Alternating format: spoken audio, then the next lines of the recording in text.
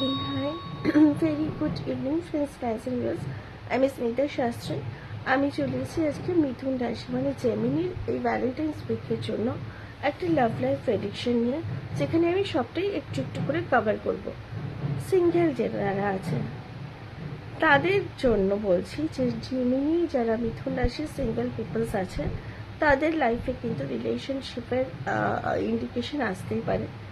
তুমি মানে তোমাকে কেউ পছন্দ করার আগে তুমি কাউকে পছন্দ করতে পারো, মানে এটা একটা প্রচণ্ড পসিবিলিটিস আছে। কিন্তু সেক্ষেত্রে তোমার মনে তুমি এতটাই কনফিউজড বা তোমার শিওরিটি লাইফে এতটাই কম যে তুমি তাকে মানে তার সাথে রিলেশনশিপে যাওয়ার আগে নিজে একটা এসকেপিং এনার্জি বা স্কেয়ার এনার্জিতে থাকবে। এবার এই এসকেপিং এনার্জিটা কি হয় যে আদৌ তুমি রিলেশনশিপটাতে রিচ করতে পারবে কি করে, সেখান থেকে মানে সেখানটা পুরোটা মেনটেন করতে পারবে কি না, সেখানে তোমার একটা সন্দেহ আছে।